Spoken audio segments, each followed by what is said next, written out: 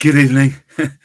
Sorry, running slightly late. Took me a bit of a moment to get my camera set up. I'm still getting used to this new one. Hope you had a good week. Just give it a moment as people join us. The links have only just gone up. It's been a fun week in our house. It's almost once a month, slightly longer than once every 6 weeks or so. My folks come over and stay, and so they can hang out for a few days with our little lad, and it's always a lot of excitement on his part, but just the amount of energy that he sort of expends, and so they headed home yesterday. Perhaps not the day to be traveling around our part of Somerset, because we live on one side of Street and Glastonbury, they live the other side, so they sort of had to make their way home through the carnival traffic. But as soon as they'd left, all the relentless drive to show them things and do things subsided, and he he crashed, and he slept pretty much with just the odd interruption from 5 o'clock yesterday evening all the way through to just before church this morning. It's always a really exciting thing to see, because he stores things up, things that he does with us somewhat reluctantly, things that he's learning, things that he's discovering, and then he sort of puts a real show on for them for a few days. It's a lot like, I guess, the way in which I imagine God refers to us when he talks about us coming as children. There's a desire, if we love him, if we are in that relationship with him, to show him the best of us, to show him the things that we're excited by. And religion has always tried to crush that. It's always tried to stop it. It's always acted as though somehow that there's a very formal or an appropriate way to behave. But children in the house of a loving parent, children who are excited by the people that they love, they want to share their life with them. He doesn't care whether or not all his toys are nicely arranged and tidy. He's not bothered about making sure that there's sort of an agenda and itinerary. From the moment they get here, he is excited just to share his days with them. And everything about the few days that they spend with us, for him, is about just the very best that he has and the things that delight him. And it's impulsive and it's instantaneous. And so, yeah, they're always great weeks. And this last week has been no exception, watching him just delight to show his Guy and his Tedky the things that he loves. Tonight, we're going to have a conversation about choices. And the thing that really sparks this and starts us off is a cultural phenomenon that I don't think is new. I don't think it's something which is just surfacing now, but some of the comments made by our outgoing Home Secretary in the last few days before she was finally ousted, they really highlight something which I think is prevalent in our society. And I think as God's people, we need to absolutely not succumb to it. The comment that I'm referring to is the comment that described homelessness, and particularly sleeping rough in tents, as a lifestyle choice. It's not the comment itself that I really want to discuss. It's obviously toxic and hideous and inappropriate. It obviously came from a place of prejudice and a place of wanting to appeal to the very worst elements of what might be considered to be the base of the voters that she felt she was appealing to, that would appreciate her sentiments. But it exposes a wider problem, and it's this. that as a society, generally, we have begun to value people based on the quality of their decisions. Suella Braverman clearly felt she could get away with what she said because it would ring a chord with a certain type of person. And whether you are someone who agreed with her or not, and we could have that conversation in a different forum, perhaps, if you would like. The reality is that as a society, we've become obsessed with the quality of people's choices, with whether or not people deserve our compassion, deserve our kindness, deserve the things that we feel are appropriate for those who make the right choices, or the treatment that we reserve for those that we consider to have made the wrong choices. But the choices that you make do not change the facts of your humanity. They don't.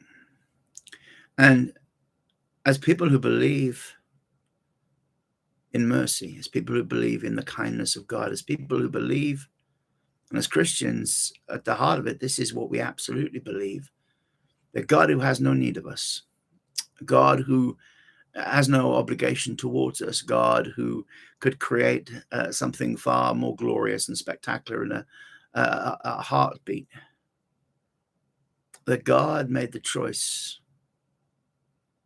to bear the consequences of our poor choices. And so whenever we think about somebody else, if we're going to treat them with the same compassion, the same mercy with which we ourselves hope to have been treated, the thing that we really cling to is that God shows us kindness and forgiveness and mercy, then we have to have the same attitude. We have to have the same approach. And we also have to understand that the consequences of people's choices are not in any way dependent upon those choices. Good decisions don't produce inevitably good outcomes. And poor decisions are not inevitably the reason why poor outcomes come about in someone's life.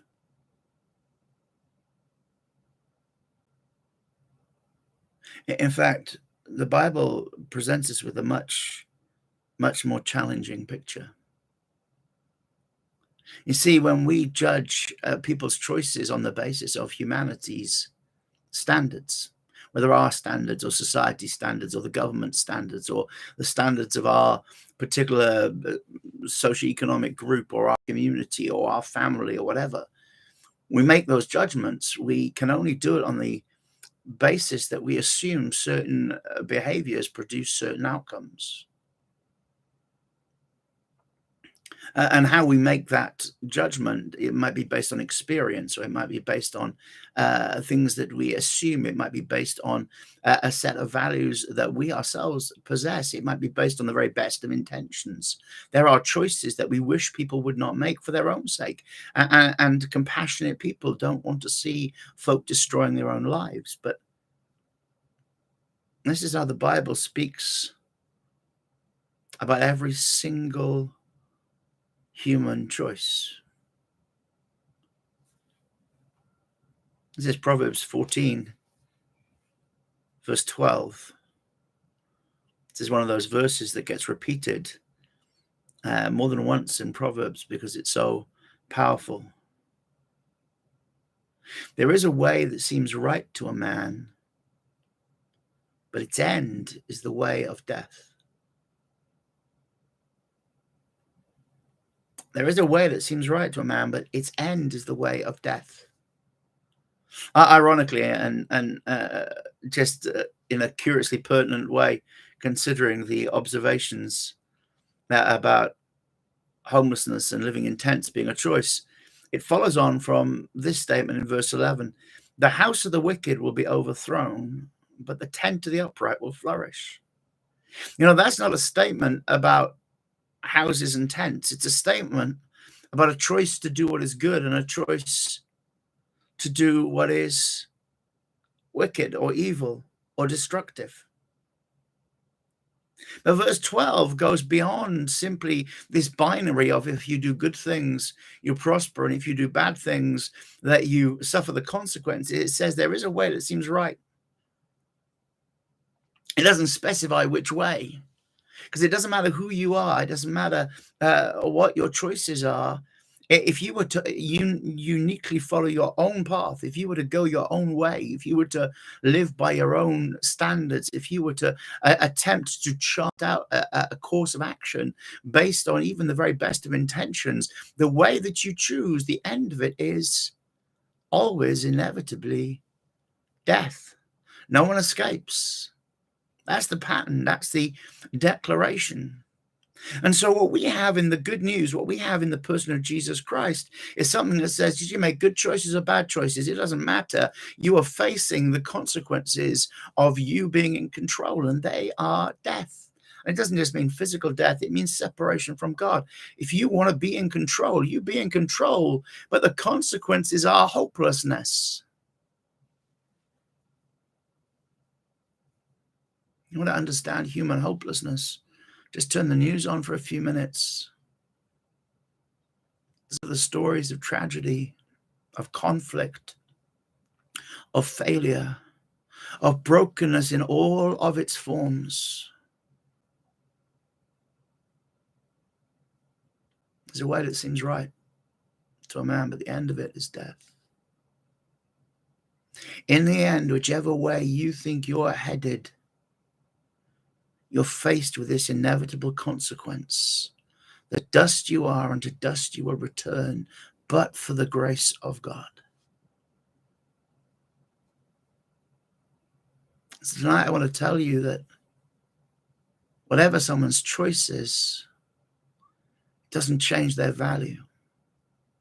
See, Jesus doesn't go to the cross. He doesn't declare forgiveness to every human being. He doesn't offer access into relationship, into life, into a future with hope in it on the basis of the decisions that we make, but on the basis of the determination he has to set us free from the futility of those choices.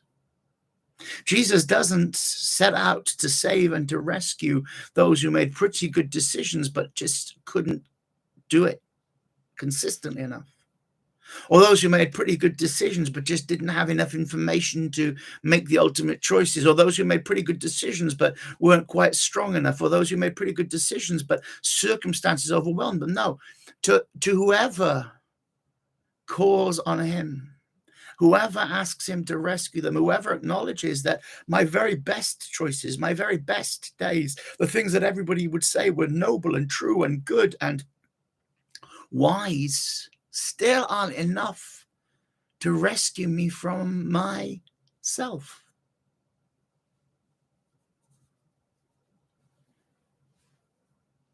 Jesus doesn't look at us and say, well, who made good choices? I'll make the difference to them. He looks at us and says, you don't know what you're doing. You don't know what you're doing. Father, forgive them. They have no idea. It doesn't just mean forgive them because they're doing something awful and they didn't know it was awful. No, it means, Father, cancel their debt. Father, transform their outcomes. Father, change the inevitable calculus of their lives, which will end in the way of death, whatever decisions they make, good, bad, or indifferent. Whatever way seems right to them, the consequences are going to be, they're going to end up walking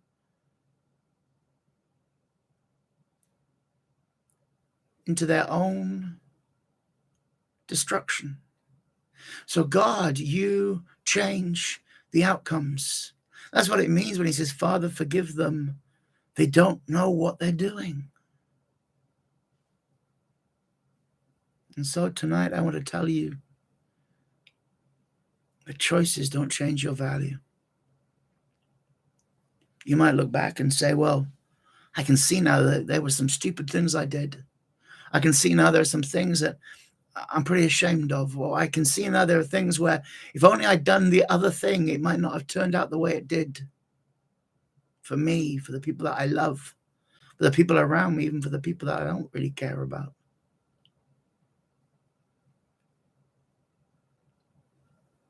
As the children of God, we know that we are not valued on our past performance. We're not valued because we made good decisions. We're loved by the merciful heart of a God of compassion. We're loved and we're set free from all of our ways, good, bad, and indifferent, because we can't escape the inevitability of our own inadequacy, the inevitability of our own failure, the inevitability of the hopeless future we were facing in our own strength. And so God has become our way and our life and our hope.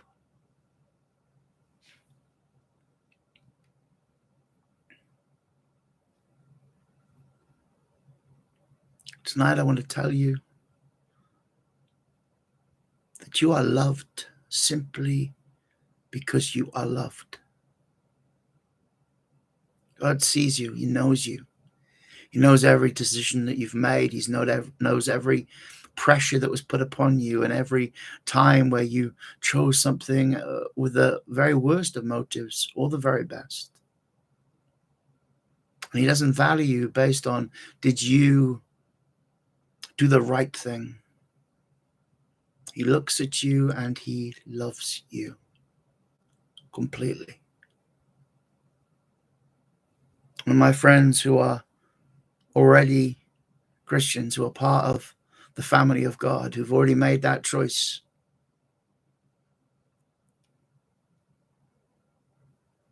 I want to say to you that we live in the noise of a world that wants to excuse the mistreatment of people on the basis of some toxic notion of justice. But even God's judgment has been made subject to God's mercy. And if you look at someone and you say, well, they're getting what they deserve. If you look at someone and you say, well, this is terrible. This is no wonder they're in this mess. Why should I fix their position? Why should I help them? Why should I show them mercy? Why should I allow them freedom of choice? Why should I step back and not interfere in their lives? The answer is this: that they are precious, that they are loved, that they are valued just as you are, that God is for them and not against them, and that they are not defined by the choices that they have made.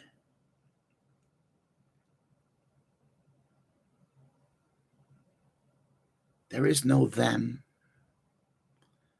There's only us. There's no one righteous by God's standards. That's what the Bible says, not one. And so you might look at your outcomes and think, well, I'm doing all right. I must have made some smart decisions. And the Bible says, nah, time and chance happen to us all. You might look at someone else and say, how could they be so foolish? But the end of your ways was going to be death without Jesus. And the end of their ways is too. You might say, well, if they made the choices, shouldn't they suffer the consequences?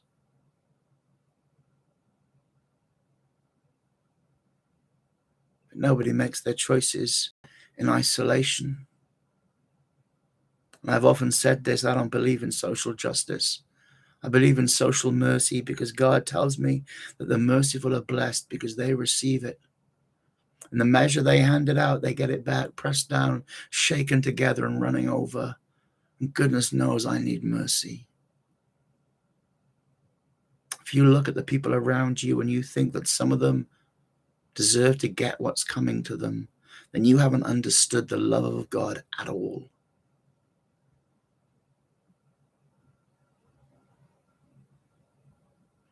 The Bible tells us that God loved us so much that while we were still sinners, while we were still in open rebellion against his rule, his reign, his authority, while we were still going our own way and pursuing our own ideas, while we had no thought of him,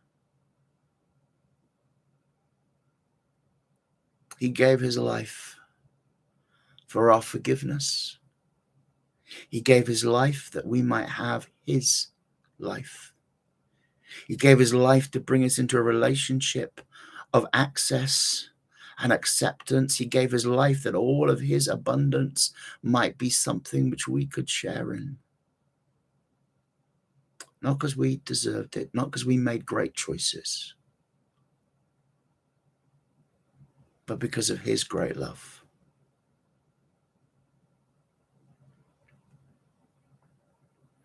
These last few weeks, it's been about people living in tents. But over my lifetime, I've heard that same accusation leveled at all sorts of people for all sorts of reasons. Well, it's a lifestyle choice.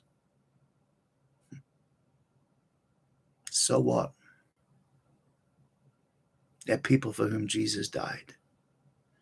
People that he loves totally, with a fierce passion. People to whom he offers the opportunity of relationship, of adoption into his family, of transformation, and of hope. You see, all of our best efforts, all of our ways, at the end of it, turn out to be the way of death. But if Jesus is our way, then the end of it is life, is hope, is freedom, is peace, is healing, and is an unimaginable eternity of purpose, of relationship, of community, and of joy in the presence of God. So the next time